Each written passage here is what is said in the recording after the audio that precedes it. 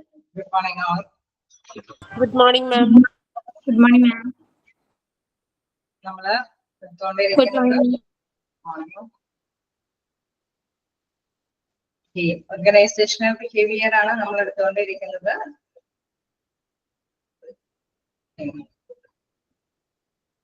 നമ്മൾ അത്യാവശ്യം അത് അല്ലെ സ്റ്റാർട്ട് ചെയ്ത് കുറച്ച് ദിവസമായി. നമ്മൾ എവിടെ വരെ എത്തിയിരിക്കുന്നത്? ഞങ്ങൾ അത്യാവശ്യം അത് അല്ലെ ആ ഒരു ചാപ്റ്ററിന്റെ ഒരു ഐഡിയ ഒക്കെ മൈൻഡിലേക്ക് കൊണ്ടുവന്നിട്ടുണ്ട്. നമുക്ക് ഈ നെക്സ്റ്റ് പഠിക്കാനുള്ളത് വായിച്ചു നോക്കിയായിരുന്നോ? വായിച്ചു നോക്കിയായിരുന്നോ? എന്തെങ്കിലുമൊക്കെ ഐഡിയ മനസ്സിലാവുന്നുണ്ടോ? ക്ലിയർ ആണോ? ഡൗട്ടുകൾ എന്തെങ്കിലും ഉണ്ടോ?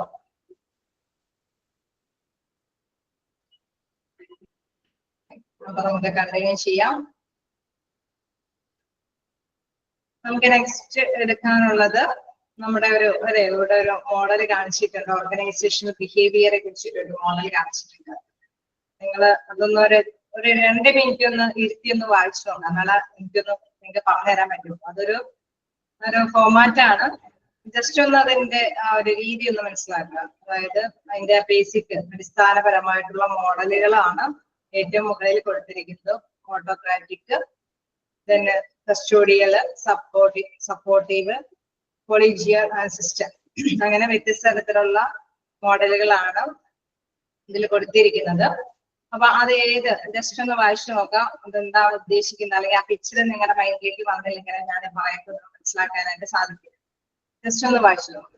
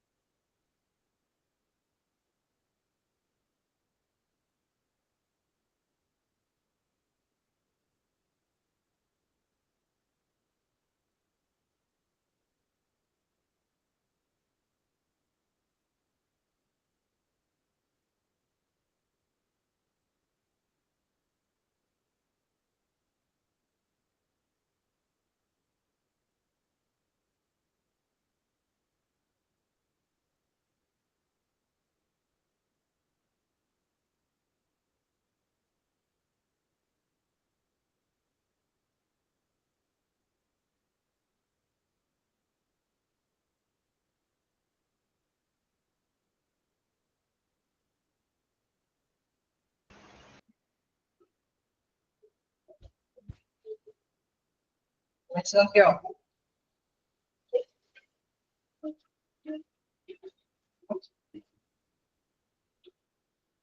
അപ്പൊ അതില് രണ്ട് പ്രധാനമായിട്ടും ഓട്ടോക്രാറ്റിക്, കസ്റ്റോഡിയൽ, then സപ്പോർട്ടീവ്, അങ്ങനെ ഓരോ ബേസിക് ആയിട്ടുള്ള മോഡലുകളാണ് പറയുന്നത്. നിങ്ങൾക്കറിയാം നമ്മുടെ ജനാധിപത്യ രാഷ്ട്രം പോലെ തന്നെ മറ്റു സ്ഥലങ്ങളിൽ എന്താണ് ഭരണപരമായിട്ട് സൈന്യം തന്നെ ഏറ്റെടുക്കുന്ന രാജ്യങ്ങളുണ്ട്.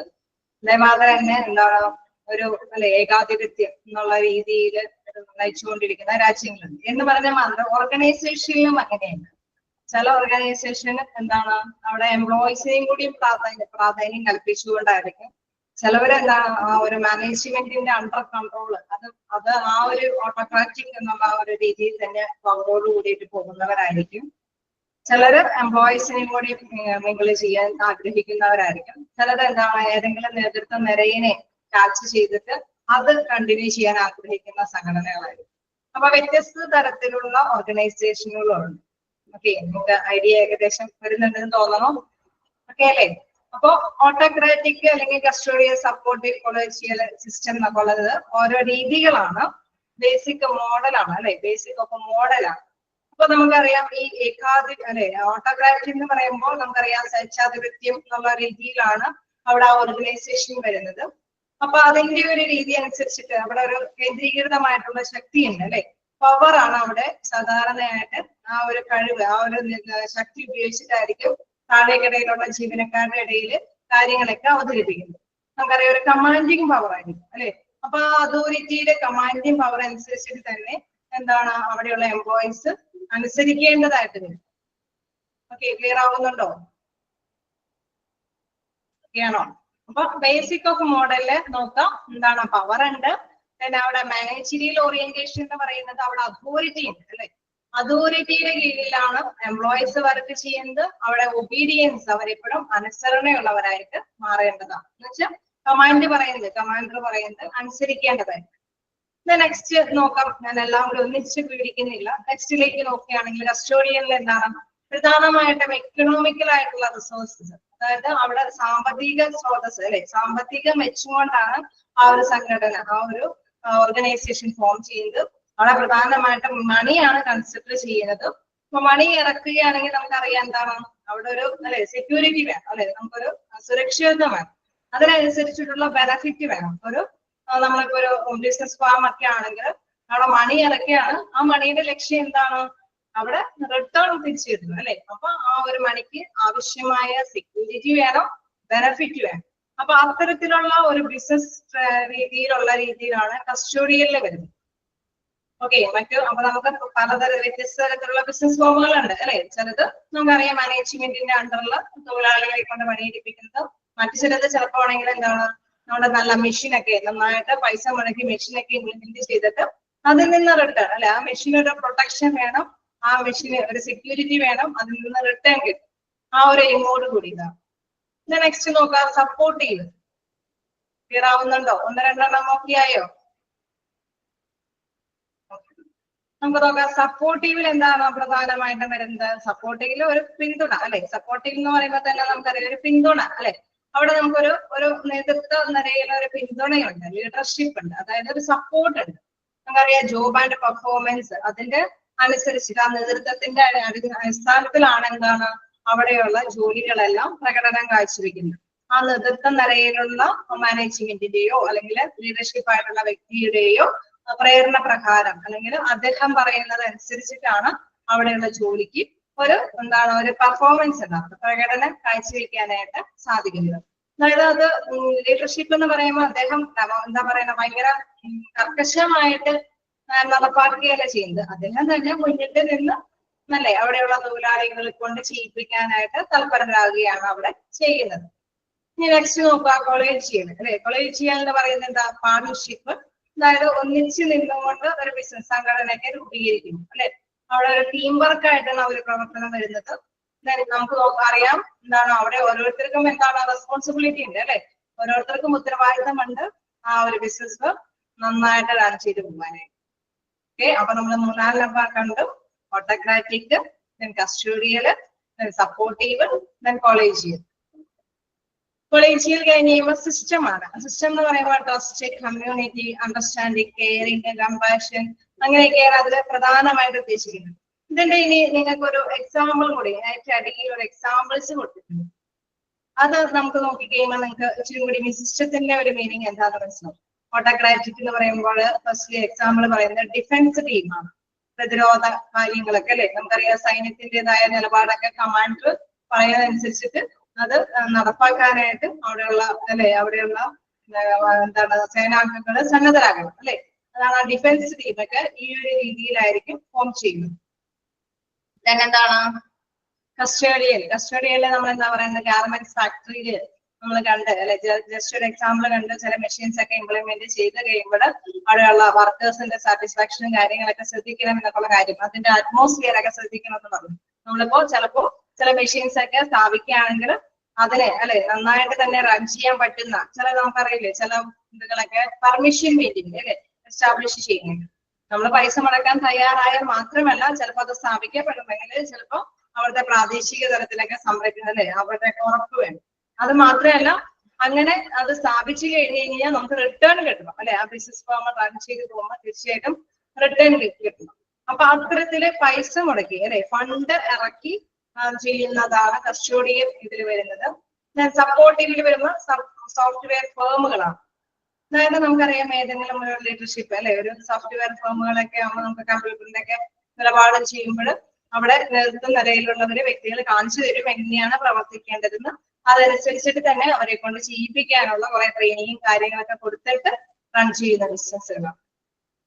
നെക്സ്റ്റ് നോക്കുമ്പോൾ കോളേജ് എന്ന് പറഞ്ഞാൽ സോഷ്യൽ ഓർഗനൈസേഷൻ അല്ലെ. 1-2 പേര് പാർട്ണർഷിപ്പ് ആയിട്ട് നിന്ന് ഏതെങ്കിലും സ്ഥാപനങ്ങൾ രൂപീകരിക്കുമ്പോഴൊക്കെയാണ് ഈ ഒരു അല്ലെ കൊളീജി എന്നുള്ള ആ ഒരു മോഡൽ അല്ലെ ബേസിക് മോഡലിലേക്ക് വരുന്നത്. സിസ്റ്റം എന്ന് പറയുമ്പോൾ സം കോപ്പറേറ്റീവ് ഫേംസ്, അതായത് അത് ഒന്നിച്ചുള്ള ഏതെങ്കിലും അല്ലെ ഏതെങ്കിലും ഒരു സംഘടനകൾ നമുക്കറിയാം കുറെ സൊസൈറ്റികളൊക്കെ ഉണ്ട് അല്ലെ. സൊസൈറ്റികളിലൊക്കെ ആൾക്കാരുകൾ നിക്ഷേപങ്ങൾ അതും ഒരു ബിസിനസ് ആണ്. തീർച്ചയായിട്ടും അതിലൊക്കെ ആൾക്കാരെ നിക്ഷേപങ്ങളൊക്കെ വെക്കുന്നത് എങ്ങനെയാ, അവർക്ക് അതിൻ്റെതായ സുരക്ഷിതത്വം അല്ലെ ട്രസ്റ്റ് അല്ലെങ്കിൽ കമ്മ്യൂണിറ്റി അണ്ടർസ്റ്റാൻഡ് കെയറിംഗ് എന്ന് വെച്ചാൽ അവർക്ക് അതിലുള്ള ഒരു മമത കൊണ്ടാണ് അവരവിടേക്കൊക്കെ ഇൻവെസ്റ്റ് ചെയ്യുന്നത് അല്ലെ. അതൊരു ട്രസ്റ്റ് ആണ്.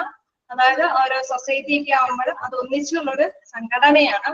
അതില് നമുക്കറിയാം ആ ബിസിനസ്സിൽ റൺ ചെയ്യുമ്പോൾ അതിൻ്റെതായ അല്ലെ അവർക്ക് കരുതലുണ്ട്, അല്ലെങ്കിൽ അവര് നന്നായിട്ട് തന്നെ വർക്ക് ചെയ്യും, അല്ലെങ്കിൽ ആ ഒരു ധാരണ അല്ലെ ആ ധാരണ എന്ന് പറയുന്ന അണ്ടർസ്റ്റാൻഡിങ് ആ ഒരു ധാരണയിലേക്ക് എത്തുന്നത് കൊണ്ടാണ് വ്യക്തികൾ അതിലേക്ക് നിക്ഷേപിക്കാനൊക്കെ ആയിട്ട് തയ്യാറുണ്ട്.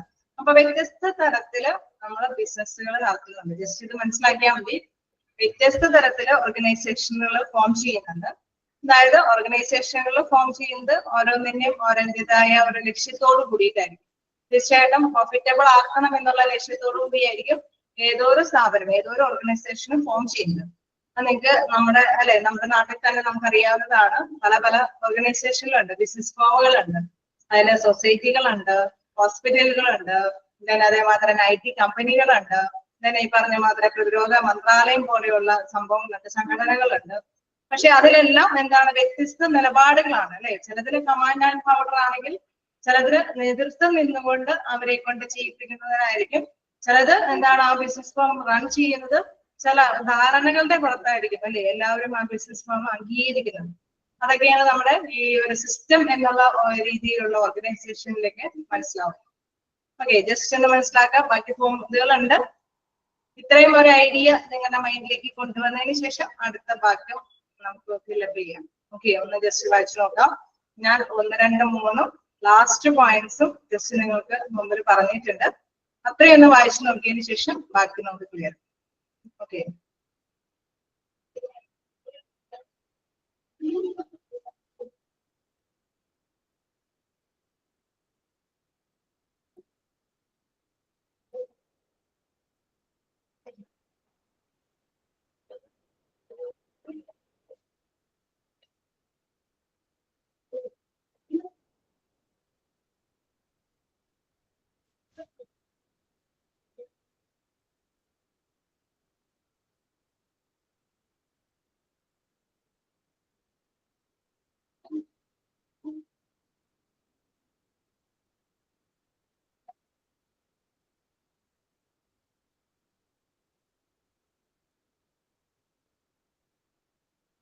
ആണോ?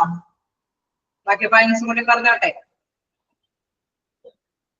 അപ്പൊ നമ്മൾ കണ്ടു വ്യത്യസ്ത രീതിയിലുള്ള മോഡലുകൾ ഉണ്ട് ഓർഗനൈസേഷനിൽ നിന്ന് കണ്ടു.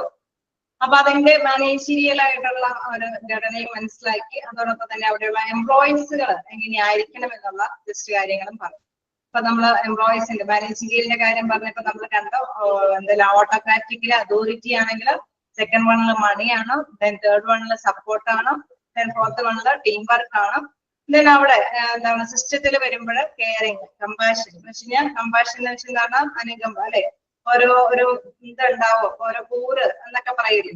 നമ്മളുടെ സ്ഥാപനം നടത്തിക്കൊണ്ട് പോകുമ്പോൾ അവരോട് അവർക്ക് സ്പെഷ്യൽ ലോൺ സൗകര്യങ്ങൾ കൊടുക്കുക, അല്ലെങ്കിൽ അവർക്ക് സ്പെഷ്യൽ ഇൻട്രസ്റ്റ് കൊടുക്കുക, അങ്ങനെയൊക്കെയുള്ള സൗകര്യം. ഓക്കെ, അപ്പൊ അവരെ കെയർ ചെയ്യുന്നുണ്ട്. നമ്മൾക്ക് ട്രസ്റ്റില് സൊസൈറ്റിയിൽ നിക്ഷേപിക്കുന്നവരെ കെയർ ചെയ്യുന്നുണ്ട്, അവരോടൊരു ഒരു കമ്പാഷൻ കാണിക്കുന്നുണ്ട് എന്നുള്ളതാണ് ഇവിടെ മാനേജീരിയൽ ആയിട്ടുള്ള ഓറിയന്റേഷനിൽ പറയുന്നത്. ദെൻ നമുക്ക് എംപ്ലോയീസ് ഓറിയന്റേഷനിൽ കാണാം ഓട്ടോക്രാറ്റിക് എന്ന് പറയുമ്പോൾ ഒബീഡിയൻസ് അല്ലെ, അനുസരണമാണ് അവിടെ പ്രാവർത്തികമാക്കേണ്ടത്. മറ്റേതാവുമ്പോൾ എന്താണ്, കസ്റ്റഡിയലിലെ സെക്യൂരിറ്റി ആൻഡ് ബെനഫിറ്റ് ആണ് അല്ലെ, പണം ഇറക്കിയതൊക്കെ എന്താണ്, അപ്പൊ അതിനൊരു സുരക്ഷിതയും തീർച്ചയായിട്ടും ബെനഫിറ്റും റിട്ടേണും വേണം. നെക്സ്റ്റ് എന്താണ്, സപ്പോർട്ടീവില് ഒരു നേതൃത്വ നിരയിൽ നിന്നത് കൊണ്ട് തന്നെ നമുക്കറിയാം അവിടെയുള്ള വർക്കേഴ്സിന്റെ പ്രകടനമാണ് അവിടെ ശ്രദ്ധേയമായിട്ട് നോക്കുന്നത്. എന്താണ്, കൊളീജിയയിൽ നമുക്കറിയാം അവിടെയുള്ള പാർട്ട്നേഴ്സിനെല്ലാം എന്താണ് ഒരു ഉത്തരവാദിത്തമുണ്ട് അല്ലെ, റെസ്പോൺസിബിൾ ബിഹേവിയർ ഉണ്ട്, ഒരു ഉത്തരവാദിത്ത ബോധമുണ്ട്. ഞങ്ങളുടെ ബിസിനസ് റൺ ചെയ്ത് പോകണമെങ്കിൽ ആത്മാർത്ഥമായിട്ടുള്ള വർക്ക് ആവശ്യമാണെന്നുള്ളത്. മറ്റേത് എന്താണ്, സൊസൈറ്റി പോലെയുള്ള എക്സാമ്പിൾ എടുത്ത് പഠിക്കുകയാണെങ്കിൽ നമുക്ക് മനസ്സിലാവും അവിടെ എന്താണ് സൈക്കോളജിക്കൽ അല്ലെ, അതിൻ്റെതായിട്ടുള്ള ഒരു സ്വയം ഒരു എന്താണ് അതിൻ്റെതായ അല്ലെ ഒരു പ്രത്യേകമായിട്ടുള്ള ഒരു ഓണർഷിപ്പ് കാര്യങ്ങളുണ്ട്.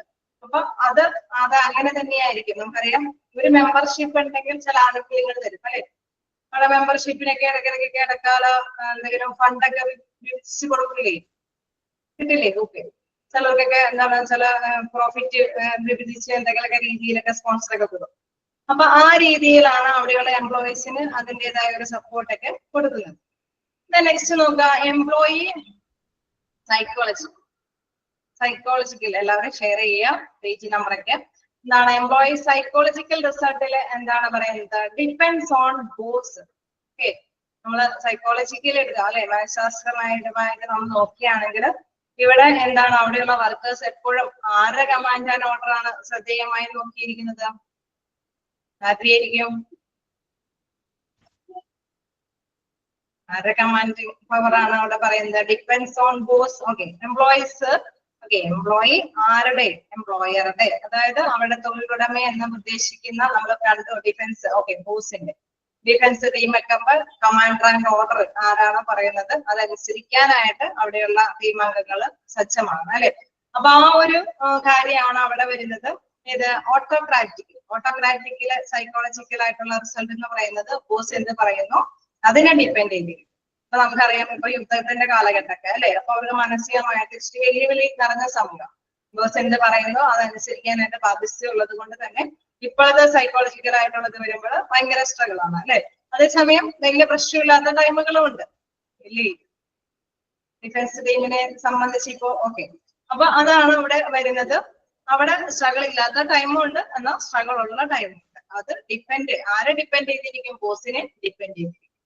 നെക്സ്റ്റ് നോക്കാം, ഡിപ്പെൻഡ് ഓൺ ഓർഗനൈസേഷൻ. നമുക്കറിയാം ഓർഗനൈസേഷൻ എത്രത്തോളം ഫണ്ട് ഇറക്കുന്നു, എത്രത്തോളം മെഷീൻ സ്ഥാപിക്കുന്നു അതിനെ ഡിപ്പെൻഡ് ചെയ്തിട്ടാണ്. ചിലപ്പോ അവര് ചില ഓരോ വർഷങ്ങളും പുതിയ ഇംപ്ലിമെന്റ് ചെയ്യുമായിരിക്കും മെഷീനൊക്കെ, അല്ലെങ്കിൽ അല്ലെ ഒരുപാട് ഫണ്ട് ഇറക്കുമായിരിക്കും, ചിലപ്പോ ഫണ്ട് ഇറക്കിയില്ല എന്നും ഇരിക്കും. അപ്പൊ അതിനനുസരിച്ചിട്ടായിരിക്കും അവരുടെ കാര്യങ്ങളൊക്കെ മുന്നോട്ട് പോകേണ്ടത്. നെക്സ്റ്റ് നോക്കുമ്പോൾ നമുക്കറിയാം അവിടെ ഒരു പാർട്ണർഷിപ്പ് അല്ലെ, അവിടെ ഒരു നേതൃത്വ നിരയിലുള്ള വ്യക്തികളും അവിടെയുള്ള എംപ്ലോയീസും തമ്മിലൊരു മ്യൂച്വൽ ആയിട്ടുള്ള അണ്ടർസ്റ്റാൻഡ് ഉണ്ട്. അപ്പൊ തീർച്ചയായിട്ടും നേതൃത്വ നിരയിലുള്ളവര് എന്ത് പറയുന്നു അത് അവർ കൊടുക്കുന്ന ട്രെയിനിങ് ചിലപ്പോ കൊടുക്കാം, ചിലപ്പോ കൊടുക്കാതിരിക്കാം അല്ലെ, അതിനനുസരിച്ചിട്ട് ഡിപ്പെൻഡബിൾ ആണ്. ഇതിൽ എന്താണ് സെൽഫ് ഡിസിപ്ലിൻ. തേർഡില് നമുക്കറിയാം അവിടെ സഹപ്രവർത്തകർ ഒന്നിച്ചു നിന്നാണ് പ്രവർത്തിക്കുന്നത്. അപ്പൊ അവരുടെ ബിഹേവിയർ അവർ നന്നായിട്ട് തന്നെ കൈകാര്യം ചെയ്യേണ്ടതുണ്ട്. സെൽഫ് ഡിസിപ്ലിനോടുകൂടെ സ്വന്തമായിട്ട് തന്നെ അച്ചടക്ക ബോധത്തോടു കൂടിയിട്ട് തന്നെ ആത്മാർത്ഥമായിട്ട് വർക്ക് ചെയ്യേണ്ടത്. Then self motivation. നമുക്കറിയാം എല്ലാവരും സൊസൈറ്റിയിൽ മെമ്പർഷിപ്പ് എടുക്കണം നിർബന്ധമില്ല, ഉണ്ടോ? നിർബന്ധമുണ്ടോ? ഇല്ല. അതൊക്കെ നമ്മളുടെ അല്ലെ, നമ്മുടെ ഓരോരുത്തരുടെയും മോട്ടിവേഷൻ അനുസരിച്ച് ചിലപ്പോൾ ചില പ്രേരണകൾ നിമിത്തമായിരിക്കാം നമ്മൾ അവിടെ പോയി മെമ്പർഷിപ്പ് എടുക്കുന്നത്. ചിലപ്പോൾ ലോൺ എടുക്കാനോ അല്ലെങ്കിൽ ചില ആനുകൂല്യങ്ങൾ കൈപ്പറ്റാനോ അങ്ങനെ എന്തെങ്കിലും കാര്യങ്ങൾ കൊണ്ടായിരിക്കാം നമ്മൾ അവിടെ പോയി മെമ്പർഷിപ്പ് എടുക്കുന്നത് അല്ലെ. അപ്പൊ അതൊരു സെൽഫ് മോട്ടിവേഷനെയാണ് ഡിപ്പെൻഡ് ചെയ്യുന്നത്. അതിന്റെ റിസൾട്ട് എന്ന് പറയുന്നത് സെൽഫ് മോട്ടിവേഷൻ ആണ്. ഓക്കെ, ക്ലിയർ ആയോ? തേർഡ് പോയിന്റ് ഓക്കെ ആണ്. ആർക്കെങ്കിലും എവിടെയെങ്കിലും ക്ലിയർ ആവാത്തതുണ്ടെങ്കിൽ ചോദിക്കണോട്ടോ. ഞാൻ ഇങ്ങനെ ഗ്യാപ്പിട്ട് നിന്നത് ഒന്നിച്ചത് കാണുമ്പോൾ നമുക്ക് എന്താണോ ഒരു ഐഡിയ ഉണ്ടാവില്ല. ജസ്റ്റ് നിങ്ങൾക്ക് ഓരോ ഭാഗങ്ങൾ വിവരിക്കുമ്പോൾ നിങ്ങൾക്ക് നിങ്ങളുടെ ഐഡിയ അതിനുള്ളിൽ നോട്ട് ചെയ്യാൻ സാധിക്കുകയും ചെയ്യും, പെട്ടെന്ന് ക്യാച്ച് ചെയ്യാനായിട്ട് സാധിക്കുകയും ചെയ്യും. അതുകൊണ്ടാണ് ഞാൻ ഒരു ഗ്യാപ്പിട്ട് നിന്നത്. നെക്സ്റ്റ് ഇതിലേക്ക് പോകാം. എന്താണ് എംപ്ലോയി നീഡ്സ് മീറ്റ്. അവിടെ എംപ്ലോയീസിന്റെ ഒരു നീഡുകൾ ആവശ്യങ്ങൾ എന്താണെന്ന് വെക്കുമ്പോൾ നമുക്ക് നോക്കാം. സബ്സിസ്റ്റൻസ്, അതായത് നമുക്കറിയാം അവർക്കല്ലേ എന്തായാലും അവരെന്താണോ പറയുന്നത്, നമ്മൾ പറഞ്ഞു കമാൻഡർ എന്താണോ പറയുന്നത് അനുസരിക്കേണ്ടത് ഒരു ബാധ്യതയാണ് അല്ലെ. അപ്പൊ അതിനെ ആശ്രിതനായിട്ടാണ് അവിടെ വർദ്ധിക്കുന്നത് അല്ലെ. സബ്സിസ്റ്റൻസ് എന്ന് പറയുമ്പോൾ നമുക്കറിയാം അവിടെ ഒരു ആശ്രിതൻ എന്നുള്ള രീതിയിലാണ് അവിടെയുള്ള എംപ്ലോയീസ് ആ ഒരു ഗ്രൂപ്പിലുള്ള വർക്കേഴ്സ് കൈകാര്യം ചെയ്യുന്നത്. ദെൻ സെക്യൂരിറ്റി നമുക്കറിയാം ഫണ്ട് ഇറക്കിയാണ്, കസ്റ്റഡിയനില് ഫണ്ട് ഇറക്കിയാണ്, അതിന്റെ സുരക്ഷിതത്വമാണ് എപ്പോഴും മൂല്യത്തോടു കൂടി കൈകാര്യം ചെയ്യുന്നത്. ദെൻ എന്താണ് സ്റ്റാറ്റസ് ആൻഡ് റെക്കഗ്നീഷൻ. എന്താണ് സ്റ്റാറ്റസ് ആൻഡ് റെക്കഗ്നീഷൻ എന്ന് പറയുന്നത്? നമുക്കറിയാം ഒരു അല്ലെ അവര് നേതൃത്വ നിലയിൽ നിന്നുകൊണ്ട് എന്താണ് നമ്മളെ കൊണ്ട് അല്ലെ എംപ്ലോയീസിനെ കൊണ്ട് വർക്ക് ചെയ്യിപ്പിക്കുമ്പോൾ അത് നേരെ റിവേഴ്സ് എഫക്റ്റ് ആണ് വരുന്നതെങ്കിൽ എന്താണ് നേതൃത്വ നിലയിലുള്ളവരുടെ സ്റ്റാറ്റസ് പോകുകയാണ് അല്ലേ അല്ലേ നേതൃത്വ നിലയിലുള്ളവർ ഓക്കെ നേതൃത്വ നിലയിലുള്ളവര് കാണിച്ചു തരുന്ന പിന്തുടരുകയാണ് എംപ്ലോയീസ് എങ്കിൽ നമുക്കറിയാം ഓക്കെ അവര് ഏബിൾ ആണെന്ന് അല്ലെ എല്ലാവരും തന്നെ അംഗീകരിക്കും. അവരുടെ സ്റ്റാറ്റസ് വർദ്ധിച്ചു വരാനൊക്കെ ആയിട്ട് അംഗീകാരം കിട്ടുന്ന ഒരു കാര്യം കൂടിയാണ് അല്ലെ. എംപ്ലോയീസിൽ നിന്നാണ് അവർക്ക് അംഗീകാരവും ആ സ്റ്റാറ്റസ് ഒക്കെ കിട്ടുന്നത്. കാരണം അവര് കാണിച്ചു തരുന്ന മോഡൽ കൈകാര്യം ചെയ്യാനായിട്ട് ഇവര് ഏബിൾ ആവുകയാണ് ചെയ്യുന്നത്. Okay self actualization. എന്താണ് സെൽഫ് അക്യൂറ്റലൈസേഷൻ എന്ന് പറയുന്നത്? അതായത് സ്വയം പ്രചോദനം അല്ലെ. നമ്മൾ എന്തെങ്കിലുമൊക്കെ ഇംപ്ലിമെന്റ് ചെയ്യുമ്പോൾ അത് അംഗീകരിക്കുന്നുണ്ടെങ്കിൽ നമ്മുടെ ഒരു ഗ്രൂപ്പ് നന്നായിട്ട് തന്നെ പ്രോഫിറ്റബിൾ ആയിട്ട് പോകുന്നുണ്ട് എന്നല്ലേ. 1-2 പേഴ്സൺസ് പാർട്ണർഷിപ്പോട് കൂടിയിട്ടായിരിക്കും തുടങ്ങണമെങ്കിലും നമുക്കറിയാം നന്നായിട്ട് തന്നെ പോവുകയാണെങ്കിൽ എന്താണ് അവർക്ക് സ്വയം ഒരു അംഗീകാരം കിട്ടുകയാണ് അല്ലെ. സെൽഫായിട്ട് അവര് അംഗീകരിക്കുകയാണ്, അവരുടെ ബിസിനസ് എല്ലാവരും അംഗീകരിക്കപ്പെടുന്നു എന്ന് വരുമ്പോൾ സ്വന്തമായിട്ട് തന്നെ ഒരു അംഗീകാരം കിട്ടുകയാണ് അവിടെ നടക്കുന്നത്. റേറ്റ് നമുക്കറിയാം ചില സൊസൈറ്റികളൊക്കെ നല്ല നല്ല രീതിയിൽ പേര് കേട്ട സൊസൈറ്റികളൊക്കെ ആയിട്ട് ഫോം ചെയ്യാറുണ്ട്. ചിലതൊക്കെ ചിലപ്പോൾ ഡൗൺ ആയി പോകാറുണ്ട് അല്ലെ. അത് ഒരു വൈഡ് റേഞ്ച് ആണ്. ചിലപ്പോൾ നമുക്കറിയാം പബ്ലിക്കിന് വേണ്ടിയിട്ട് പല സേവനങ്ങളും ചെയ്യുന്ന സൊസൈറ്റികളും കാര്യങ്ങളും ഉണ്ട്, അല്ലാതെ ഡൗൺ ആയിട്ട് കിടക്കുന്നവരുണ്ട് അല്ലെ. അപ്പൊ അംഗീകാരം കിട്ടുക എന്ന് പറയുന്നത് അവരുടെ ആ ഒരു രീതി അനുസരിച്ചിട്ടിരിക്കും. അവര് ഓക്കെയാണ്, അവരുടെ വൈഡ് റേഞ്ചിൽ അവരുടെ പ്രവർത്തനങ്ങളൊക്കെ നടക്കുന്നുണ്ടെങ്കിൽ അല്ലെ. ചിലപ്പോ എന്താണ് അവിടെ നിന്ന് സൊസൈറ്റിയിൽ നിന്ന് കാർഷിക ഉൽപ്പന്നങ്ങൾ വിതരണം ചെയ്യും, ചിലപ്പോൾ ഏതാണ് തൈകളൊക്കെ വിതരണം ചെയ്യും, ചിലപ്പോൾ എന്തെങ്കിലുമൊക്കെ ആർക്കെങ്കിലൊക്കെ എന്താണ് എൻഡോമെന്റോ അല്ലെങ്കിൽ അവാർഡ്സുകളൊക്കെ കൊടുക്കും ഇല്ലേ. അങ്ങനെയൊക്കെ ഉണ്ടാവില്ലേ ഇല്ലേ. ഓക്കെ അപ്പൊ അങ്ങനെ വരുമ്പോഴെന്താണ് അവിടെ വൈഡ് റേഞ്ചിൽ കിടക്കുകയാണ് അല്ലെ. അത് ചിലതുണ്ടാവാം, ചില സൊസൈറ്റികളൊക്കെ അങ്ങനെ എന്താണ് വിഭിന്നമായിട്ട് വളരെ വിശാലമായിട്ടുള്ള ഒരു അർത്ഥത്തിലാണ് അതിന്റെ ഒരു അംഗീകാരം കിട്ടുന്നത്. നെക്സ്റ്റ് നോക്കാം പെർഫോമൻസ് റിസൾട്ട്. എന്താണ് പെർഫോമൻസ് റിസൾട്ട് വരുന്നത്? ആദ്യത്തെ ഓട്ടോക്രാറ്റിക്കില് പെർഫോമൻസ് റിസൾട്ട് എന്ന് പറഞ്ഞ ഒരു മിനിമം, അതായത് നമുക്കറിയാം ആവശ്യമുള്ളപ്പോഴാണ് അത് ഇതാവുന്നത്, ആക്റ്റീവ് ആവുന്നത് അല്ലെ. ഡിഫൻസ് ടീമുകളൊക്കെ ആവശ്യമില്ലാത്തപ്പോൾ അവിടെ സൈലന്റ് ആയിട്ട് നിൽക്കും, പക്ഷെ ആവശ്യമുള്ളപ്പോ അവിടെ അല്ലെ അവരിങ്ങനെ ഏത് നേരം അവരുടെ പ്രവർത്തനം കാഴ്ചവെച്ചുകൊണ്ട് നടക്കേണ്ട കാര്യമില്ല ഉണ്ടോ? ഇല്ല, അത്ത ടൈമില് അല്ലെ. അപ്പം ഒരു മിനിമം ആണ്. നെക്സ്റ്റ് എന്താണ് പാസീവ് കോർപ്പറേഷൻ. നമുക്കറിയാം കസ്റ്റോഡിയനിൽ വരുമ്പോഴല്ലേ നമ്മള് നേരത്തെ കൂട്ടിയിട്ട് കൈകാര്യം ചെയ്യുമ്പോഴൊക്കെ അതനുസരിച്ചിട്ട് ചിലപ്പോ കുറച്ചും കൂടി ഇൻവെസ്റ്റ് ചെയ്ത് ബിസിനസ് ഫോമുകളൊക്കെ റൺ ചെയ്ത് പോകുന്നതാണ് അല്ലെ. അവിടെ എംപ്ലോയീസിനേക്കാൾ കൂടുതൽ പണമാണ് അവിടെ ഇറക്കുന്നത്. അവിടെ പണം ഇറക്കുമ്പോൾ പണത്തിന്റെ മൂല്യം അനുസരിച്ചിട്ടുള്ള നേട്ടങ്ങൾ വരുന്നുണ്ടെങ്കിൽ അത് അങ്ങനെ ചിലപ്പോൾ അതിന്റെ അംഗീകാരം വർദ്ധിച്ചു വരുന്നതായിരിക്കും. ഓക്കെ നെക്സ്റ്റ് എന്താണ് വേക്കന്റ് ഡ്രൈവ്സ് എന്ന് വെച്ചാൽ എപ്പോഴും എന്താണ് ഈ സപ്പോർട്ടീവ് ആയിട്ടുള്ള അവരുടെ കാര്യത്തില് ചിലപ്പോ അവര് ഉണർന്ന് പ്രവർത്തിക്കാനായിട്ട് തൽപരരാകും. അപ്പൊ തീർച്ചയായിട്ടും എന്താണ് അത് എംപ്ലോയീസും അവരോടൊപ്പം തന്നെ ചിലപ്പോ നേതൃത്വ നിലയിലുള്ളവര് ഡൗൺ ആവും അല്ലെ. ആദ്യം അതിനെ കാണിച്ചു കൊടുത്തിട്ട് ഇതിൽ നിന്ന് പ്രത്യേകിച്ച് റിസൾട്ട് ഒന്നും ഇല്ലാന്ന് വരികയാണെങ്കിൽ തീർച്ചയായിട്ടും പിന്നെയും നേതൃത്വ നിലയിലുള്ളവരുടെ ആ ഒരു പരിശ്രമം ഡൗൺ ആയിപ്പോകും. ചിലപ്പോ അവരെന്താണ് ഉണർന്നെഴുന്നേറ്റ് വരും അല്ലെ. അവര് നന്നായിട്ട് തന്നെ ഉണർന്ന് പ്രവർത്തിക്കും, എംപ്ലോയീസിനെ കൊണ്ട് നന്നായിട്ട് തന്നെ ആക്റ്റീവായിട്ട് പ്രവർത്തനം നടത്താനായിട്ട് പ്രോത്സാഹിപ്പിക്കുകയും ചെയ്യും. ഓക്കെ അതാണ് അവേക്കൻഡ് ഡ്രൈവ് എന്ന് പറയുന്നത്. ഓക്കെ നെക്സ്റ്റ് നോക്കാം മോഡറേറ്റ് എന്തോസിയാസം എന്ന് വെച്ചാൽ അവർക്ക് ആവേശങ്ങൾ അല്ലെ. 1-2 പേഴ്സൺസ് ആണ് അവർ നന്നായിട്ട് വർക്ക് ചെയ്യുമ്പോൾ ചിലപ്പോ ഒന്നുകൂടി നന്നായിട്ട് ആക്റ്റീവായിട്ട് അല്ലെ. ചില 1-2 പേഴ്സൺസ് മാത്രം നമ്മുടെ നാടുകളിലൊക്കെ ആണെങ്കിലും ബിസിനസ് ഫോമുകളൊക്കെ സ്റ്റാർട്ട് ചെയ്തിട്ട് അവർ പല അല്ലെ പല ബ്രാഞ്ചുകളായിട്ടൊക്കെ തുടങ്ങിയ സംഭവങ്ങളുണ്ട് അല്ലെ. അങ്ങനെ വരുമ്പോൾ അവർക്ക് ആവേശം അവര് ആ ഒരു ബിസിനസ് റൺ ചെയ്യുമ്പോൾ അത് വികസിച്ചു പോകുന്നുണ്ടെങ്കിൽ അതനുസരിച്ചിട്ട് പല ഭാഗങ്ങളിലേക്ക് അത് വികസിപ്പിക്കാനായിട്ട് ശ്രമിക്കും. അതായത് ബിസിനസ് നന്നായിട്ട് പ്രോഫിറ്റബിൾ ആകുന്നുണ്ടെങ്കിൽ അത് അവരുടെ ആവേശമാണ്. അതാണ് മോഡറേറ്റ് എന്തോസിയാസം.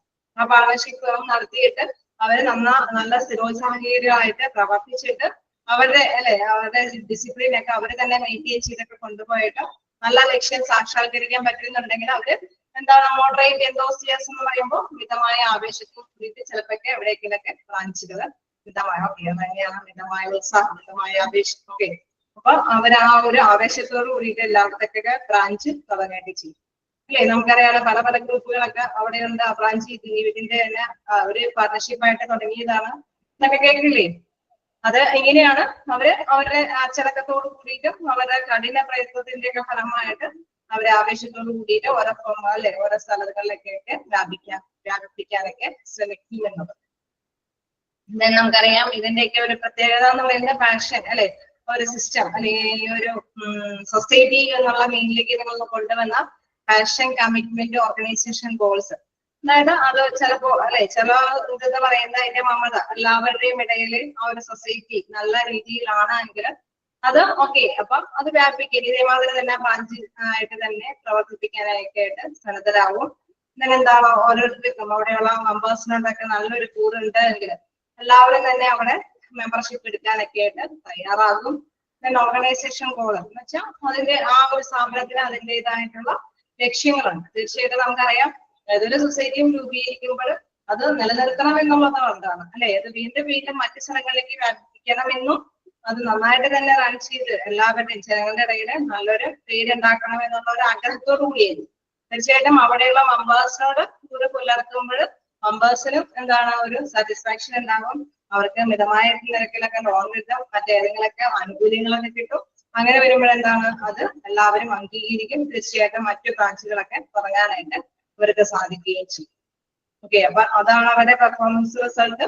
അവരെ അല്ലെ അവിടെയുള്ള അംഗങ്ങൾ അംഗീകരിച്ച തീർച്ചയായിട്ടും അവർക്ക് ഇംപ്രൂവ് ചെയ്ത് മറ്റു സ്ഥലങ്ങളിലൊക്കെ ബ്രാഞ്ചുകൾ തുടങ്ങാനായിട്ട് സാധിക്കുന്നത്. ഓക്കെ ആണോ? ജസ്റ്റ് വായിച്ചു നോക്കിയിട്ട് എവിടെയെങ്കിലൊക്കെ മനസ്സിലാവാത്ത ഭാഗങ്ങൾ ഉണ്ടെങ്കിൽ ചോദിക്കാം. ഒരു ടേബിൾ കാണുമ്പോ തന്നെ അതിന് ഡൗൺ ആവണ്ട. ഇതിന്റെ ക്വസ്റ്റ്യൻസ് ഒക്കെ ചില ക്വസ്റ്റ്യൻസ് കണ്ടേക്കുന്നത് എങ്ങനെയൊക്കെയാണ്, അതായത് അതോറിറ്റി ഒപ്പീനിയൻസ് ഒക്കെ അല്ലെ അത് ഓട്ടോക്രാറ്റിക്കിൽ വരുമ്പോൾ അതിന്റെ ആ ഒരു ഫോക്കസ് ആണ്.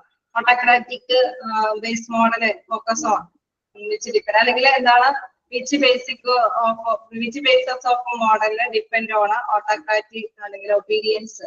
അപ്പൊ എന്തിനെയാണ് അല്ലെ ഏതൊക്കെയാണ് ഈ പറഞ്ഞോണ അധികാരവും അനുസരണത്തെ മുൻനിർത്തിക്കൊണ്ട് തന്നെ ഉള്ള ഒരു പ്രാഥമിക മോഡൽ എന്ന് പറയുന്നത്. അപ്പൊ ഓപ്ഷനിൽ നമുക്കറിയാം പലതുണ്ടാവും. അപ്പൊ നമുക്കറിയാം എന്താണ് ആ ഒരു അധികാരവും അനുസരണമൊക്കെ മുൻനിർത്തിക്കൊണ്ടുള്ള ബേസിക് മോഡൽ ഏതാണ്? ഏത് മോഡലാണ്? ഏത് മോഡലാണ്? ക്വസ്റ്റ്യൻ വ്യക്തമായില്ലെന്ന് തോന്നുന്നു. ഒന്ന് വേണമെങ്കിൽ ചോദിക്കാം. അതായത് ഏത് അല്ലെ നമ്മളിപ്പോ കണ്ടു ഇത്തരത്തിലുള്ള കുറെ പോയിന്റ്സുകൾ കണ്ട് ക്വസ്റ്റ്യൻ വരുന്നത് ചിലപ്പോ ഈ ഒരു രീതിയിൽ, അതായത് എന്താണ് എന്തിനെ ഫോക്കസ് ചെയ്തിട്ടുള്ളതാണ്, എന്തിനെ ഫോക്കസ് ചെയ്തിട്ടാണ് ഈ ഒരു ബേസിക് മോഡൽ അതോറിറ്റിയും ഒബീഡിയൻസ് ഒക്കെ ഫോക്കസ് ചെയ്തിട്ടുള്ള ബേസ് മോഡൽ ഏതാണ്? അപ്പോ എന്താണ് ഏത് മോഡലിലാണ് കൂടുതലായിട്ട് എന്താണ് നമ്മുടെ ശക്തി അല്ലെ അനുസരണമൊക്കെ അവിടെ എംപ്ലോയീസ് ഒക്കെ അനുസരിക്കണം, അല്ലെങ്കിൽ അവിടെ നേതൃത്വ നിലയിലുള്ളവർ കമാൻഡിങ് പവർ ഉള്ള അതോറിറ്റി നേച്ചറിലുള്ളവരാണ് എന്ന് വരുമ്പോൾ അങ്ങനെ ഒരു ചോദ്യമാണല്ലോ അതോറിറ്റിയിലും ഒബീഡിയൻസിലും വരുന്നത്. അപ്പൊ ഏത് മോഡലായിരിക്കും? ഓട്ടോക്രാറ്റിക് മോഡലുള്ളവരായിരിക്കും അല്ലെ.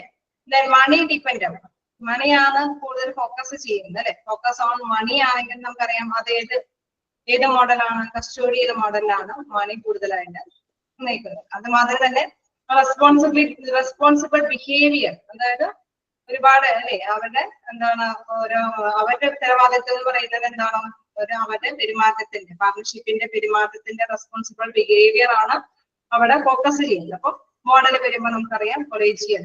ഓക്കെ, നിങ്ങൾ തന്നെ ആൻസർ ചെയ്തു. അപ്പൊ ആ ഒരു മീനിങ്ങിലാണ് ക്വസ്റ്റ്യൻസ് ജസ്റ്റ് കാണാറുള്ളത്. അല്ലാതെ ഇങ്ങനെ ഫിൽ ഇൻ ദ ബ്ലാങ്ക്സ് ഒന്നും, അതായത് ഇങ്ങനെ മൊത്തം ഒരു ഫോമാറ്റിൽ തന്നിട്ട് ഗ്യാപ്പ് ഒന്നും ഫില്ല് ചെയ്യാനൊന്നും കാണാറില്ല. നിങ്ങൾക്ക് അറിയാവുന്ന രീതിയിലാണ് ചോദിക്കാറുള്ളത്. ഓക്കെ, അപ്പൊ ജസ്റ്റ് മനസ്സിലാക്കി വയ്ക്കാം. ഓട്ടോക്രാറ്റിക് എന്ന് പറയുമ്പോൾ അവിടെ എന്താണ് സ്വേച്ഛാധിപത്യമായിട്ടുള്ള ഒരു ഭരണാധി അല്ലെ ഭരണത്തിന്റെ കീഴിലാണ്. അപ്പൊ അവിടെയുള്ള എംപ്ലോയീസ് എന്ന് പറയുന്നത് അനുസരിക്കാൻ കടപ്പെട്ടവരാണ്.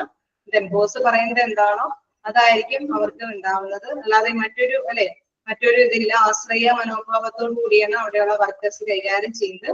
ഇതിന്റെയൊക്കെ എക്സാമ്പിൾ എന്ന് പറയുന്നത് ഡിഫൻസ് ടീമൊക്കെ ഇതിന്റെയൊക്കെ ഒരു എക്സാമ്പിൾ ആണ്. ഓക്കെ, അത് വികസനമോ അല്ലെങ്കിൽ അങ്ങനെ താഴേക്കോ അങ്ങനെയൊക്കെ എന്നല്ല, കാരണം നമുക്ക് ആവശ്യം വരുമ്പോഴൊക്കെയാണ് പ്രതിരോധ മന്ത്രാലയം പ്രവർത്തിക്കുന്നത് അല്ലെ, ആ ഒരു ടീമൊക്കെ കേഡറ്റുകളൊക്കെ പ്രവർത്തിക്കുന്നത്. അതുകൊണ്ടാണ് അവിടെ പെർഫോമൻസ് റിസൾട്ട് മിനിമത്തിന് ആണ്. എന്താണ് കസ്റ്റഡിയൽ എന്ന് പറയുമ്പോൾ നമുക്കറിയാം എക്കണോമിക്, അതായത് അവിടെ പൂർണ്ണമായിട്ടും എന്താണ് കൂടുതൽ ഫണ്ട് ഇറക്കുന്ന ഒരു ബിസിനസ് ആണ്. തീർച്ചയായിട്ടും ഫണ്ട് ഇറക്കുമ്പോൾ അവിടെ സെക്യൂരിറ്റി വേണം, അതേമാത്രമല്ല ബെനിഫിറ്റും പ്രതീക്ഷിക്കുന്നുണ്ട്. അപ്പൊ അതിനെ ഡിപ്പെൻഡ് ചെയ്തിട്ട് ഫണ്ട് ചിലപ്പോ ഇറക്കാം, ചിലപ്പോ ഇറക്കാതിരിക്കാം. ഇറക്കുന്നുണ്ടെങ്കിൽ തീർച്ചയായിട്ടും അതിന്റെ സെക്യൂരിറ്റിയും ബെനിഫിറ്റും അവര് പ്രതീക്ഷിക്കുന്നുണ്ട്. പിന്നെ എന്താണ് സപ്പോർട്ടിംഗ് എന്ന് പറയുമ്പോൾ നമുക്കറിയാം അവിടെ പ്രധാനമായിട്ടും എന്താണ് ഒരു നേതൃത്വ നിരയിനെയാണ്, ലീഡർഷിപ്പിനെയാണ് അവിടെ ഉദ്ദേശിക്കുന്നത്. ലീഡർഷിപ്പ് നല്ലതാണെങ്കിൽ തീർച്ചയായിട്ടും എംപ്ലോയീസും അവിടെയുള്ള അതിന് കീഴിലുള്ള എംപ്ലോയീസും നന്നാവും. ഇൻ കേസ് എംപ്ലോയീസിന്റെ റിസൾട്ട് എന്ന് പറയുന്നതാണ് നേതൃത്വത്തിന് ഒരു ഇൻവെഷൻ നൽകുന്നത്. അതായത് അവർ കൊടുക്കുന്ന ട്രെയിനിങ് ഒക്കെ നല്ല രീതിയിൽ തന്നെ ക്യാച്ച് ചെയ്യുകയാണെങ്കിൽ തീർച്ചയായിട്ടും ആ ഒരു ലീഡർഷിപ്പ് വിജയിച്ചു എന്ന് മനസ്സിലാക്കാനായിട്ട് സാധിക്കും. അതല്ല എങ്കിൽ എന്താണ് അവര് ഡൗൺ ആയി പോകും അല്ലെ, അവർ വീണ്ടും നേതൃത്വ നിരയില് നിൽക്കാതെ വരാനായിട്ട് ശ്രമിക്കും. ഇതിലെന്താണ് പാർട്ണർഷിപ്പ് പോലെയുള്ളതാണ് കൊളേജിയൻ അല്ലെ, അതാണ് പാർട്ണർഷിപ്പ് പോലെയാണെന്ന് ജസ്റ്റ് മനസ്സിലാക്കുക. അപ്പൊ പാർട്ണർഷിപ്പ് ആണെങ്കിൽ തീർച്ചയായിട്ടും അവരവരുടെ നന്നായിട്ട് മാക്സിമം വർക്ക് എഫേർട്ട് എടുക്കാനായിട്ട് ശ്രമിക്കും. അവര് സെൽഫായിട്ട് ഡിസിപ്ലിൻ ഒക്കെ കീപ്പ് ചെയ്യാൻ ശ്രമിക്കും. പിന്നെ എന്താണ് അവരുടെ ആ ഒരു അല്ലെ എല്ലാവരും അംഗീകരിക്കുകയാണെങ്കിൽ അവരെന്താണ് മറ്റു ബ്രാഞ്ചുകളിലേക്കൊക്കെ ബിസിനസ് വികസിപ്പിച്ചു കൊണ്ടുവരാനൊക്കെ ശ്രമിക്കും. അതായിരിക്കും അവരുടെ റിസൾട്ട് എന്ന് പറയുന്നത്. സിസ്റ്റം എന്ന് പറയുമ്പോൾ എക്സാമ്പിളിലേക്ക് പോവുക, കോർപ്പറേറ്റ് അല്ലെ, നമ്മുടെ എന്തെങ്കിലും സൊസൈറ്റികളൊക്കെ അങ്ങനെയൊക്കെ ഉള്ളത് രൂപീകരണം കൊള്ളുന്നത് എന്താണ്, അവിടെ ഡിപ്പെൻഡ് ചെയ്യുന്നത് കമ്മ്യൂണിറ്റി അല്ലെ, അവിടെയുള്ള ജനങ്ങളെയൊക്കെയാണ്. ആ ജനങ്ങളൊക്കെ ആശ്രിതരാണ് അല്ലെ. ശരിക്കും പറഞ്ഞു കഴിഞ്ഞാൽ അവര് ബിലീവ് ചെയ്യുകയാണെങ്കിൽ, അവര് വിശ്വാസം നൽകുകയാണെങ്കിൽ തീർച്ചയായിട്ടും ആ സ്ഥാപനങ്ങൾ നന്നായിട്ട് റൺ ചെയ്ത് പോകാനായിട്ട് സാധിക്കും. അതുകൊണ്ട് അവരെ തൃപ്തിപ്പെടുത്താനായിട്ടുള്ള എന്തെങ്കിലും അല്ലെ, എന്തെങ്കിലും സെൽഫ് മോട്ടിവേഷൻസ് ഒക്കെ പാക്കേജുകളൊക്കെ കൊടുക്കാം. അതൊരു വൈഡ് റേഞ്ച് പല രീതിയിലും അവർക്ക് മോട്ടിവേഷൻസ് ഒക്കെ കൊടുക്കാം. അംഗീകാരം കിട്ടുന്ന തരത്തിൽ അല്ലെ, അവരുടെ ഇടയിലൊക്കെ ആ ഒരു സൊസൈറ്റിക്ക് അംഗീകാരം കിട്ടുന്ന തരത്തിലുള്ള പല കാര്യങ്ങളും അവർക്ക് ചെയ്യാം. then അവർക്ക് അവിടെയുള്ള ജനങ്ങളൊക്കെ അക്സെപ്റ്റഡ് ആണ് എങ്കിൽ തീർച്ചയായിട്ടും അവർക്കൊക്കെ ബ്രാഞ്ച് വികസിപ്പിക്കാനൊക്കെ ആയിട്ട് സാധിക്കുമല്ലോ. ഓക്കെ, ക്ലിയർ ആയോ? ഓക്കെ, ജസ്റ്റ് വായിച്ചു നോക്കാം. എവിടെയെങ്കിലും വിട്ടുപോകുന്നുണ്ടെങ്കിൽ ചോദിക്കാം കേട്ടോ. കാരണം അല്ലെങ്കിൽ ഈ ഫോം മാത്രം വെറുതെ ഒന്ന് നോക്കിക്കഴിഞ്ഞാൽ ഒന്നും മനസ്സിലാവില്ല. അതുകൊണ്ടാണ്.